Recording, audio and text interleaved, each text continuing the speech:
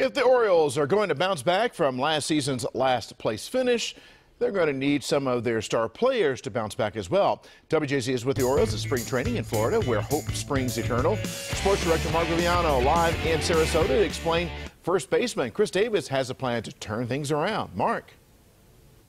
How you doing, Vic? The sun is setting on another day of work for the Orioles here in Sarasota, and Chris Davis is one of those guys who is hard at work. The first baseman and big slugger with the nickname Crush wants to crush any doubts about his baseball ability.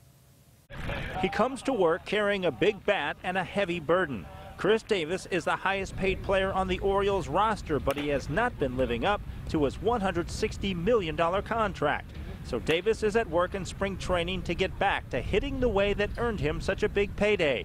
And he takes full responsibility for how his failures have affected the team. The last couple of years for me personally were extremely disappointing, you know, and I think if this team is going to be where we want to be, you know, I definitely have to be a better player, have to be a little bit more productive, and kind of get back to some of the things that I've done in the past that have made me successful. Davis says his struggles were completely mental, and that's the burden he wants to unload. Big money can bring big pressure.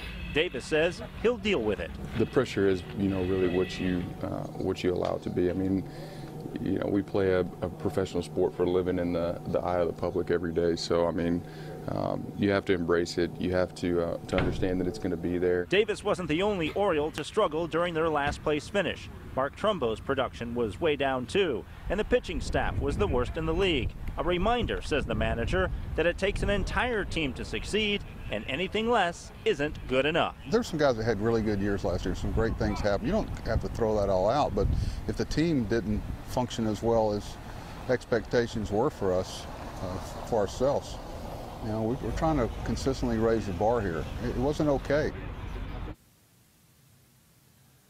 Buck Showalter sat down with me today for a wide-ranging interview. We're going to be hearing more from him in the coming days. Sat down as well with General Manager Dan Duquette. We're going to hear from him coming up in Sports at 6 on his thoughts on the state of the O's at Spring Training 2018. We'll send it back to you in Baltimore for now. Okay, Mark, thank you. Check in with WJZ for live reports from spring training in Sarasota all week.